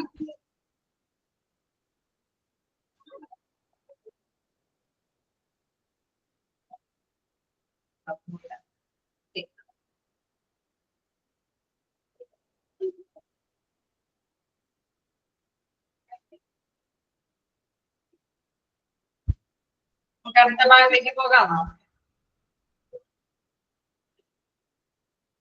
ഇനിയുള്ളതെല്ലാം നിങ്ങൾക്ക് എളുപ്പമാണ്. ഇതിനെ ബേസ് ചെയ്തിട്ടുള്ള കുറച്ച് കാര്യങ്ങളൊക്കെയാണ് പറയുന്നത്. നിങ്ങൾക്ക് പെട്ടെന്ന് ക്യാച്ച് ചെയ്യാൻ സാധിക്കും.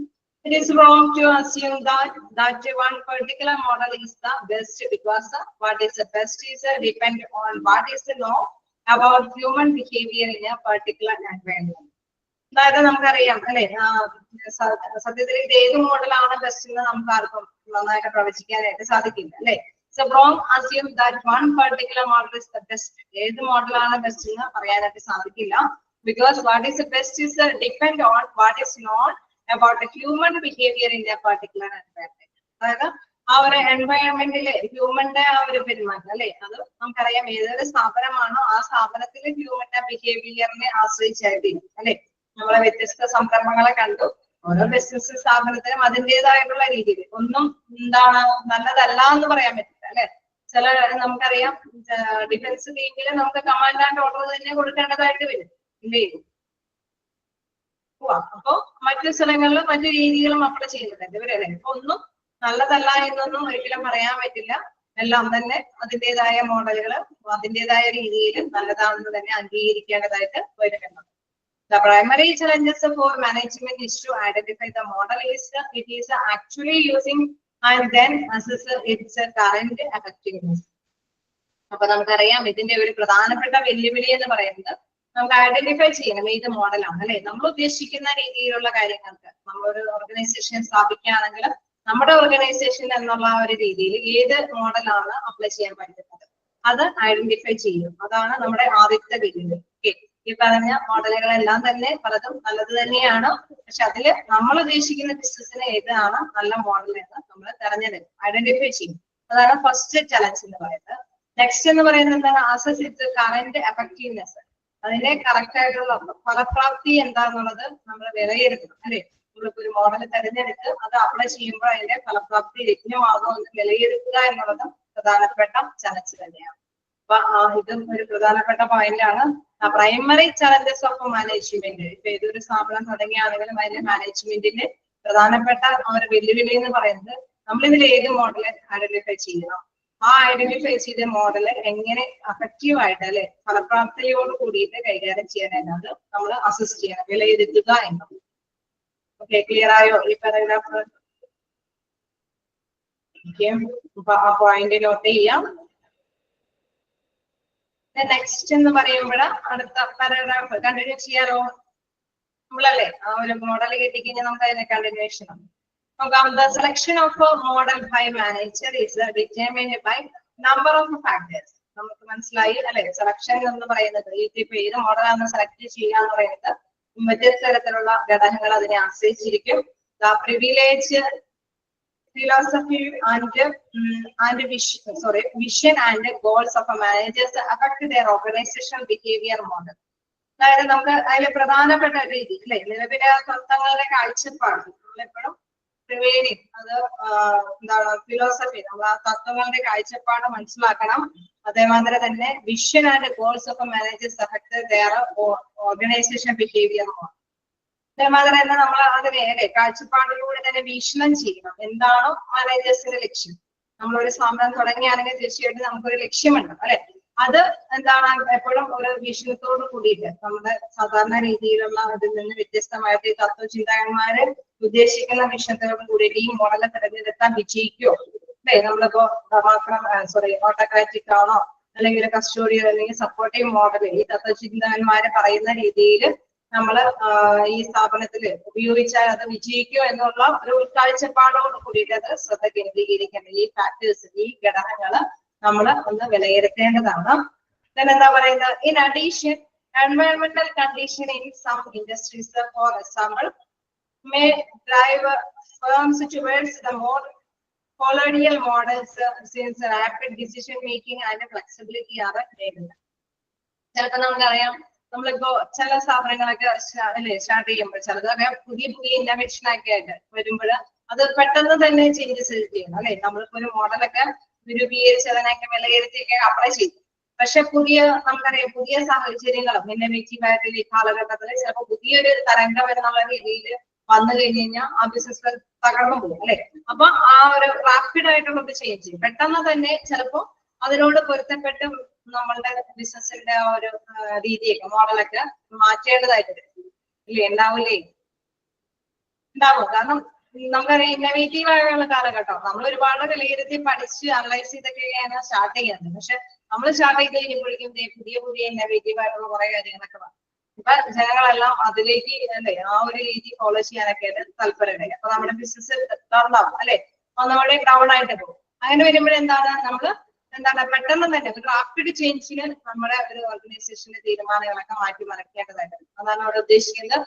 In addition, environmental condition in some industries, for example, may drive firms towards the modern colonial models since rapid decision making and flexibility are needed. ചിലപ്പോൾ ചേഞ്ചിങ് അല്ലെ ഒരു എന്താ പറയാ ചേഞ്ച് ചെയ്യാൻ പറ്റുന്ന ഒരു രീതി അല്ലെ, ആ ഒരു രീതിയിലേക്ക് നമുക്ക് ചിലപ്പോൾ ബിസിനസിന്റേതായിട്ടുള്ള കാര്യങ്ങളൊക്കെ കൈകാര്യം ചെയ്യേണ്ടതായിട്ട് വരും. ഒരു എന്താ പറയുന്ന ഒരു പെർമനന്റ് ആയിട്ടുള്ള ഒരു മോഡൽ നമുക്ക് തിരഞ്ഞെടുക്കാൻ ചിലപ്പോൾ പറ്റിയെന്ന് വരില്ല.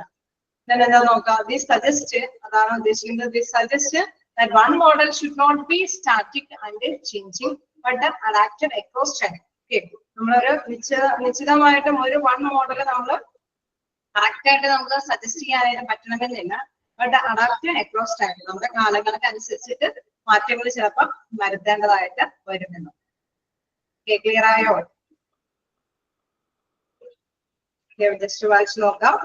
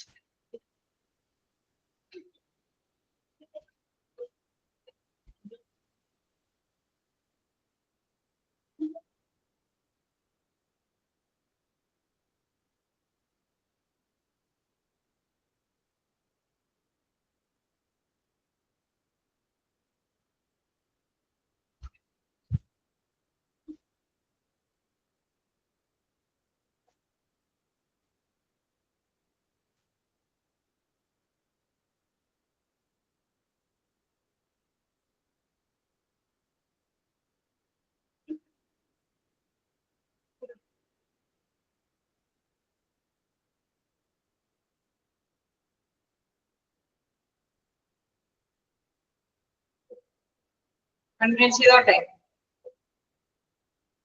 അല്ലേ? ഓക്കെ, നമുക്ക് നെക്സ്റ്റ് ഭാഗത്തേക്ക് പോകാം. Individual behaviour foundation of individual behaviour.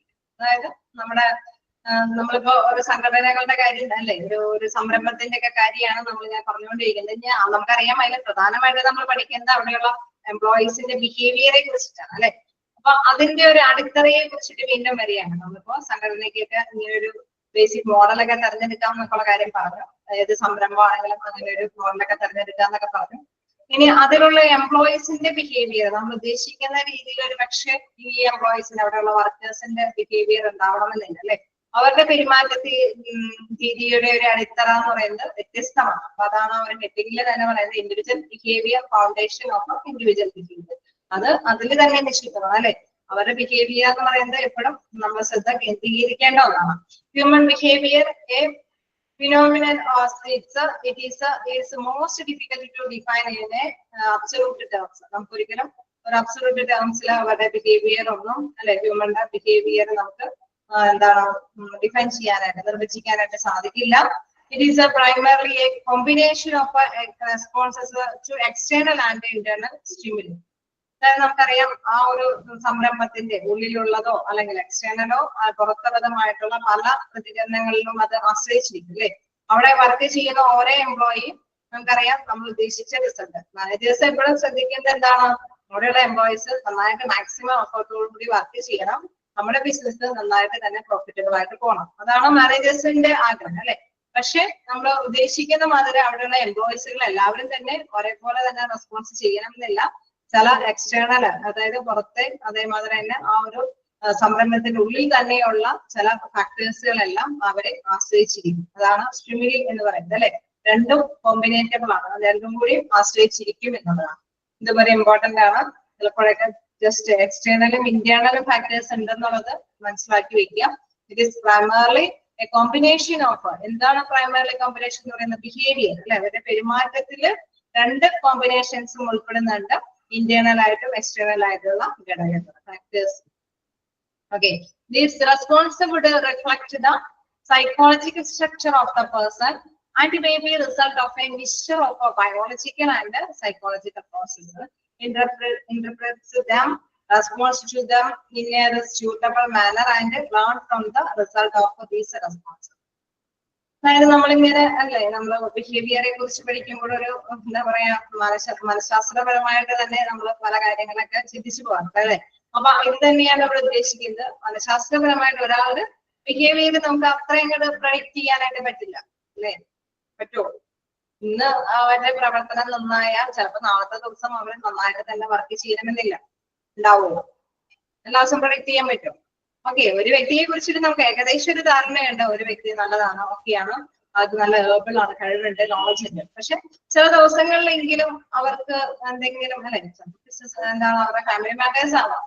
Anyway എന്തായാലും സൈക്കോളജിക്കൽ ആയിട്ടുള്ള എന്തെങ്കിലും ഘടകങ്ങൾ അവരുടെ വർക്കിനെ എഫക്ട് ചെയ്യും ഇല്ലേ. അത് തന്നെയാണ് ഇവിടെ പറയുന്നത്. This response would reflect the psychological structure of the person അല്ലെ. അവരുടെ സൈക്കോളജിക്കൽ സ്ട്രക്ചറിൽ എന്തെങ്കിലുമൊക്കെ പ്രതിഫലിപ്പിച്ചിരിക്കും. Maybe a result of a mixture of biological and psychological process. നമുക്കറിയാം അല്ലെ, നമ്മുടെ ശരിക്കും പറഞ്ഞ ജനിതകമായിട്ടുള്ള ഘടകങ്ങൾ അവര് ജനിക്കുമ്പോൾ തന്നെ കുറെ കഴിവുള്ളവരായിട്ടൊക്കെ ജനിക്കും അല്ലെ. നമ്മളിപ്പോ ചില ബിസിനസ്സിലൊക്കെ നമുക്കറിയാം അക്കാദമിക് ക്വാളിഫിക്കേഷനേക്കാൾ അവന് കൂടുതൽ വരുന്നത് റിസൾട്ട് വരുന്നത് അവന്റെ ജനറ്റിക് ആയിട്ട് കുറച്ച് ഉള്ള കഴിവുകളാണ് പ്രതിഫലിക്കുന്നത്. കാരണം ചിലരുടെ ആ ഒരു അല്ലെ, ചില ടീച്ചിങ് ആണെങ്കിലും ചില ഏത് ജോലിയാണെങ്കിലും നമുക്കറിയാം അവർക്ക് അക്കാദമിക് ക്വാളിഫിക്കേഷൻ മാത്രം ഉള്ളത് കൊണ്ടല്ല കൂടുതൽ പെർഫോമൻസ് വരുന്നത്. അവർക്ക് ജനറ്റിക് ആയിട്ട് ചില ഘടകങ്ങളും അതിന് അടങ്ങിയിട്ടുണ്ട് അല്ലെ.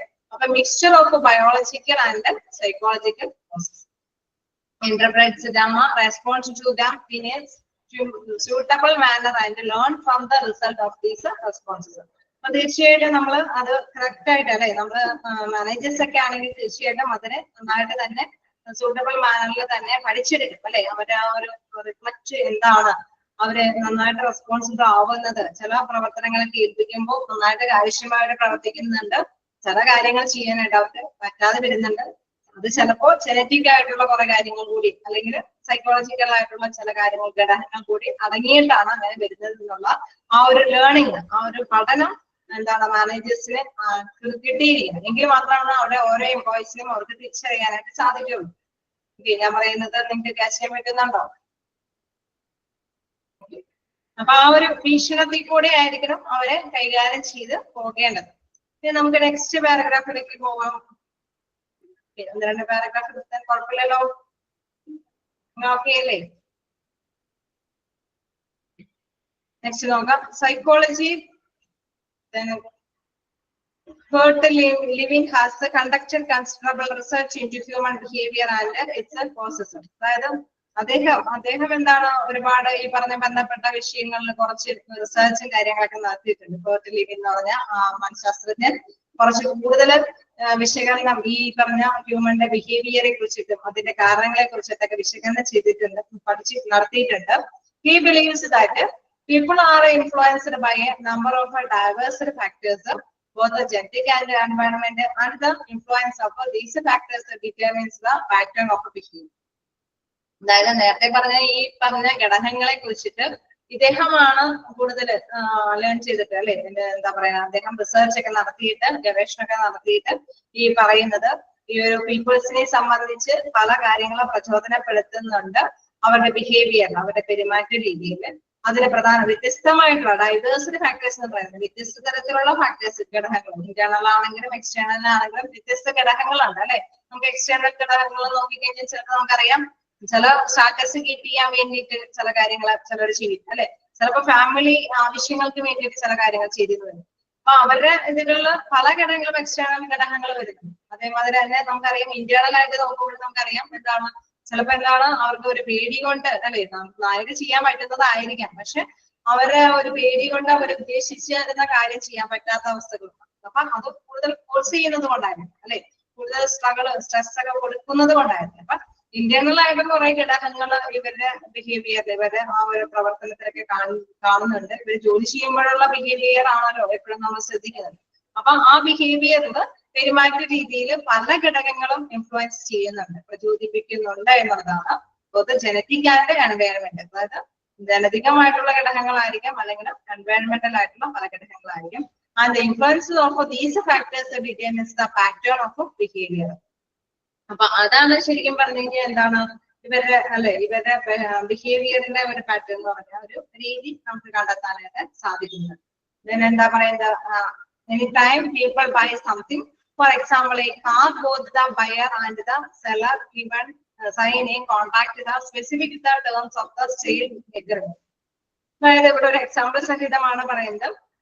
ഒരു കാറ് മേടിക്കുന്ന ഒരു വ്യക്തി അല്ലെ, നമ്മളിപ്പോ ഒരു കാറ് പർച്ചേസ് ചെയ്യുകയാണെങ്കിൽ തീർച്ചയായിട്ടും അവിടെ സെയിൽസ്മാൻ ആയിട്ട് ഒരു കോൺട്രാക്റ്റിൽ ഏർപ്പെടാണ് അല്ലെ. നമ്മൾ ഇത്രയും പൈസ കൊടുക്കുന്നു, നമുക്ക് ആ പൈസക്ക് അനുസരിച്ചിട്ടുള്ള ഒരു കാറ് നമ്മൾ കൊടുക്കുന്നതനുസരിച്ചിട്ടുള്ള പൈസക്ക് അതിനനുസരിച്ചിട്ടുള്ള സർവീസ് ഉള്ള നല്ലൊരു സേവനം കാഴ്ചവെക്കുന്ന കാറ് നമ്മൾ മേടിക്കുകയാണ് ചെയ്യുന്നത്. അവിടെ ഒരു കോൺട്രാക്ട്, ഒരു സെയിൽസ് എഗ്രിമെന്റ് വരുന്നുണ്ട് അല്ലെ, ഒരു കച്ചവടവുമായി ബന്ധപ്പെട്ടുള്ള ഒരു എഗ്രിമെന്റ് അവിടെ ഫോം ചെയ്യുന്നുണ്ട്. Then likewise, most people when they become a working relationship with an organization formulated psychological contact with their employer. അവിടെ നമുക്കറിയാം നമ്മളിപ്പോ ഒരു കാറ് മേടിക്കുന്ന മാതിരി തന്നെ ഒരു എംപ്ലോയറുടെ കീഴിൽ വർക്ക് ചെയ്യാൻ അല്ലെങ്കിൽ ഏതെങ്കിലും ഒരു സ്ഥാപനത്തിലെ എംപ്ലോയീസ് വർക്ക് ചെയ്യുമ്പോഴും അവിടെയും ഒരു കോൺട്രാക്ട് വരുന്നുണ്ട്, ഒരു റിലേഷൻഷിപ്പ്, ഒരു ബന്ധം വരുന്നുണ്ട് അല്ലേ, ബന്ധം വരുന്നില്ലേ? നമ്മള് ആദ്യം നോക്കുമ്പോൾ മാത്രം കാണുന്ന ഒരു സാലറി മാത്രമാണ് അവിടെ വരുന്ന ബന്ധം ആണോ? അല്ല, നമുക്കറിയാം അവിടെ എംപ്ലോയീസ് ആഗ്രഹിക്കുന്ന ഒരുപാട് കാര്യങ്ങളുണ്ട് അല്ലെ. ഒരു സാലറി മാത്രമല്ല ആഗ്രഹിച്ചുകൊണ്ട് അവിടെ വരുന്നുണ്ട് അല്ലെ. നമ്മൾ ഓരോരുത്തരും എവിടെ ജോലിക്ക് പോകുമ്പോഴും അല്ലെ നമുക്ക് സാലറി മാത്രമല്ല ഡിപ്പെൻഡ് ചെയ്യുന്നത്, പല ബന്ധങ്ങളും നമ്മൾ അവിടെ നിന്ന് ആഗ്രഹിക്കുന്നുണ്ട്. തന്നെയാണ് ഇവിടെ എടുത്ത് പറയുന്നത്. ഒരു സെയിൽസ് എഗ്രിമെന്റിൽ വരുന്ന, ഒരു കാറ് മേടിക്കുന്ന എഗ്രിമെന്റിൽ വരുന്ന അത്രയും നല്ലൊരു ബന്ധം എന്താണ് ഒരു എംപ്ലോയറുടെ ഇടയിൽ കീഴില് വർക്ക് ചെയ്യാനായിട്ട് തുനിയുന്ന ഓരോ എംപ്ലോയിയും ഒരു റിലേഷൻഷിപ്പ്, ഒരു ഫോമൽ ആയിട്ടുള്ള ഒരു കോൺട്രാക്ട് വരുന്നുണ്ട്. പക്ഷെ അത് ഫോർമൽ അല്ല എന്ന് തന്നെയാണ് അടുത്ത് എടുത്ത് പറയുന്നത്. A psychological contract is the overall set of anticipations that an individual holds with respect to his or her contributions to the organization and the organization's response to these contributions. അതായത് ഇതെന്ന് പറയുന്നത് നമുക്കറിയാം ആ ഒരു കോൺട്രിബ്യൂഷൻ നമ്മളിപ്പോ employees എന്തെങ്കിലുമൊക്കെ contribute ചെയ്യാന്ന് പറഞ്ഞു കഴിഞ്ഞാൽ അവരുടെ കഴിവും അവരുടെ നോളജും ഒക്കെയാണ് അവിടെ വിതരണം ചെയ്യുന്നത് അല്ലെ, അവിടെ ഉപയോഗിക്കുന്നത്. ഓക്കെ, മനസ്സിലാവുന്നുണ്ടോ? അവര് സംഭാവന ചെയ്യുന്നത് എന്താണ്? എംപ്ലോയീസ് അവിടെ അവരുടെ സംഭാവനകൾ എന്താണ്? അവരുടെ നോളജും അവരുടെ കഴിവുമാണ് ആ സ്ഥാപനത്തിന് വേണ്ടിയിട്ട് സംഭാവന ചെയ്യുന്നത് അല്ലെ. തീർച്ചയായിട്ടും എംപ്ലോയറും ഒരു സംഭാവന കൊടുക്കുന്നുണ്ട്. സാലറി മാത്രമല്ല അവിടെ സംഭാവനയായിട്ട് വേണ്ടത് എന്നൊക്കെയാണ് ഇവിടെ ഉദ്ദേശിച്ചു വരുന്നത്. Okay, psychological contract is the overall set of an anticipation that an individual holds with respect to him is her contribution to the organization and the organization's response to these contributions. അതായത് അദ്ദേഹത്തിനെ respect ചെയ്ത്, എംപ്ലോയറിനെ respect ചെയ്ത് അവരുടെ കഴിവും knowledge ഒക്കെ ഇവര് സംഭാവന ചെയ്യുന്നുണ്ട്. തിരിച്ചും അല്ലെ ഓർഗനൈസേഷനിൽ നിന്നും തിരിച്ചും റെസ്പോൺസ് ഉണ്ടാവണം. എന്ത്? ഇവരുടെ ഈ കോൺട്രിബ്യൂഷന് അനുസൃതമായിട്ടുള്ള മറ്റ് ഘടകങ്ങൾ തിരിച്ചും കൊടുക്കാനായിട്ടും ഉള്ള ഒരു റെസ്പോൺസ് ഈ എംപ്ലോയറുടെ ഭാഗത്തു നിന്നും ഉണ്ടാകണം. Psychological contract is not return down like a legal contract. അതായത് നമ്മളൊരു ഫോമൽ പോലെ അല്ലെ നമ്മളൊരു ലീഗലായിട്ട് എഴുതി തയ്യാറാക്കി കൊടുക്കാനായിട്ട് പറ്റുന്ന ഒരു കോൺട്രാക്ട് അല്ല ഈ സൈക്കോളജിക്കൽ കോൺട്രാക്ട് എന്ന് പറയുന്നത് അല്ലെ. നമ്മുടെ മാനുഷിക മൂല്യങ്ങളെ മാനിക്കുക എന്നുള്ളത് നമുക്കറിയാം. ചില ഇൻസിഡൻസ് സംഭവിക്കുമ്പോൾ അല്ലെ, ഒരു വീടുകളിൽ ഒരു മരണം സംഭവിച്ചിട്ട് ഒരു വ്യക്തി ലീവ് ചോദിച്ചാലായിട്ട് മാനസിക പരിഗണന എംപ്ലോയർ കൊടുക്കണം അല്ലെ. തീർച്ചയായിട്ടും കൊടുക്കണ്ടേ? അവിടെ ലീഗലി മരണമടയും എനിക്ക് ലീവ് വേണമെന്നൊക്കെ നേരത്തെ കൂട്ടി ഇത് തയ്യാറാക്കാൻ പറ്റും? ഇല്ല. അത് ആദ്യത്തെ ടൈമിൽ സംഭവിച്ചതാണ് അല്ലെ. പക്ഷെ നമുക്കറിയാം നിശ്ചിത ലീവുകളെ ഉണ്ടാവുള്ളൂ. പക്ഷെ ഇൻ കേസ് ഇങ്ങനത്തെ മാറ്റർ ഒക്കെ വന്നാൽ തീർച്ചയായിട്ടും അവര് കൊടുക്കാനായിട്ട് കോൺട്രാക്ട് അല്ലെ നമ്മുടെ എംപ്ലോയർ തയ്യാറാവേണ്ടതാണ്. അതുപോലെ തന്നെ ഏത് മാറ്റർ എടുത്ത് നോക്കിയാലും അത് ഏത് കാര്യമാണെങ്കിലും അല്ലെ നമുക്ക് സാലറി മാത്രമല്ല അവിടെ നമുക്ക് കോൺട്രാക്ട് ബേസിൽ ജോലി ചെയ്യാനായിട്ട് സന്നദ്ധരാക്കുന്നത് പല മൂല്യങ്ങളും കൂടി വെച്ചിട്ടാണ് ഓരോ വ്യക്തിയും ഓരോ തൊഴിലിടങ്ങളിൽ വർക്ക് ചെയ്യുന്നത് അല്ലെ. അപ്പൊ ആ ഒരു റെസ്പോൺസ് എംപ്ലോയറിന്റെ ഭാഗത്തു നിന്ന് ഉണ്ടാവണം. ഇവരുടെ ബിഹേവിയറിനെ സ്വാധീനിക്കുന്ന തരത്തിലുള്ള എന്തെങ്കിലും കാര്യങ്ങളൊക്കെ ചെയ്തു കൊടുക്കാനായിട്ട് അല്ലെ, എന്തെങ്കിലുമൊക്കെ കോൺട്രിബ്യൂട്ട് ചെയ്യാനായിട്ട് എംപ്ലോയി കോൺട്രിബ്യൂട്ട് ചെയ്യുന്നതനുസരിച്ചിട്ട് റിട്ടേൺ ആയിട്ട് അവർക്ക് കൊടുക്കാനായിട്ടുമുള്ള ഒരു മ്യൂച്വൽ അല്ലെ മാനസികമായിട്ടുള്ള പരിഗണനയൊക്കെ അവർക്ക് കൊടുക്കാനായിട്ടുള്ള ഒരു ഇത് അല്ലെ ഒരു എബിലിറ്റി അല്ലെ, അത് തീർച്ചയായിട്ടും കോൺട്രാക്ടറിന്റെ ഭാഗത്തുനിന്ന് തീർച്ചയായിട്ടും എംപ്ലോയറിന്റെ ഭാഗത്തുനിന്ന് ഉണ്ടാകണമെന്നോ. ഓക്കെ, ജസ്റ്റ് വായിച്ചു നോക്കാം. ക്ലിയർ ആണോ? ഓക്കെ ആണോ? അത് വായിച്ചിട്ട് എവിടെയെങ്കിലൊക്കെ ഉണ്ടെങ്കിൽ ചോദിക്കാം. ചാപ്റ്റർ എങ്ങനെ ഇപ്പോ നിങ്ങൾക്ക് ഇഷ്ടപ്പെട്ടു തുടങ്ങിയോ?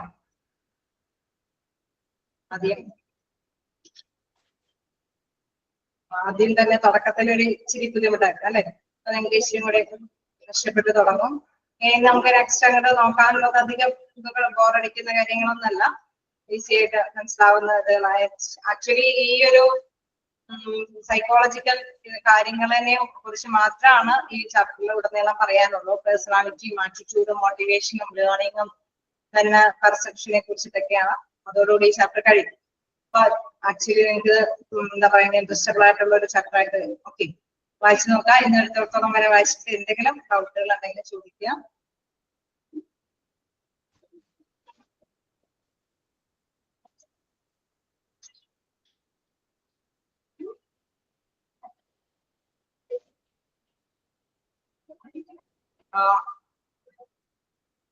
അദ്ദേഹത്തിന്റെ പേരൊന്ന് നോട്ട് ചെയ്തേരെ. ഈ പറഞ്ഞ അദ്ദേഹത്തിന് പല ഘടകങ്ങളുണ്ട്. ജനറ്റിക് ആൻഡ് എൻവയൺമെന്റൽ ഘടകങ്ങളെല്ലാം ഇതിന് ഡിപ്പെൻഡബിൾ ആണെന്നുള്ള കാര്യമൊക്കെ ഒന്ന് നോട്ട് ചെയ്തേരെ. എക്സ്റ്റേണൽ ആൻഡ് ഇന്റേണൽ ഫാക്ടേഴ്സുകൾ മോസ്റ്റ്ലി അല്ലെ അത് ഡിപ്പെൻഡബിൾ ആണ്. പക്ഷെ വായിക്കുമ്പോൾ നിങ്ങൾക്ക് മനസ്സിലാവും. കാരണം നമ്മളിപ്പോ അത്യാവശ്യം അല്ലെ നമ്മളിപ്പോ ഏതൊരു ജോലിക്കും പോകുന്നതനുസരിച്ചിട്ടുള്ള ഒരു ബിഹേവിയർ ആയിട്ടുള്ള കാര്യങ്ങൾ തന്നെയാണ്. അതുകൊണ്ട് ക്വസ്റ്റ്യൻ അനുസരിച്ചിട്ട് ആൻസർ ചെയ്യാനായിട്ട് സാധിക്കും. പിന്നെ ഇത് നോട്ട് റിട്ടൺ ഡോക്യുമെന്റ് അല്ലെ ഒരു ലീഗൽ കോൺട്രാക്ട് പോലെ നമുക്ക് എഴുതി തയ്യാറാക്കാൻ സാധിക്കില്ല എന്നുള്ളത് സൈക്കോളജിക്കൽ ആയിട്ടുള്ള കാര്യങ്ങളായതുകൊണ്ട്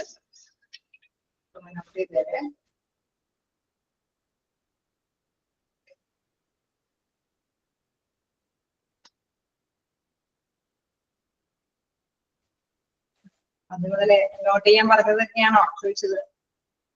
external and internal factors. Okay, external and internal stimuli എന്നുള്ള കാര്യം നോട്ട് ചെയ്യണം. കാരണം അത് രണ്ടും ശ്രദ്ധിക്കേണ്ടതാണ്. പിന്നെ അദ്ദേഹത്തിന്റെ പേര്, കൂട്ട് ലിവിംഗ് എന്നുള്ള അദ്ദേഹത്തിന്റെ പേര്, അദ്ദേഹമാണ് കുറച്ച് കൂടുതൽ റിസർച്ച് നടത്തിയത്. അതേമാതിരി തന്നെ എന്താണ് ഇത് റിട്ടേൺ ആയിട്ട് എഴുതി തയ്യാറാക്കി വെക്കാനായിട്ട് സാധിക്കില്ല എന്നുള്ളത്. Psychological contract is not a written down like legal contract പോലെ സൈക്കോളജിക്കൽ കോൺട്രാക്ട് ഒരിക്കലും എഴുതി തയ്യാറാക്കി വെക്കാനായിട്ട് സാധിക്കില്ല. പിന്നെ അതേമാതിരി തന്നെ ജനറ്റിക് ആൻഡ് എൻവയൺമെന്റൽ ഫാക്ടേഴ്സ് പ്രധാനമായിട്ടും ഇൻഫ്ലുവൻസ് ചെയ്യും എന്നുള്ളത്. ബിഹേവിയറിനെ ഇൻഫ്ലുവൻസ് ചെയ്യുന്ന ഫാക്ടേഴ്സ് ആണ് ജനറ്റിക് ആൻഡ് എൻവയൺമെന്റൽ ഫാക്ടേഴ്സ്.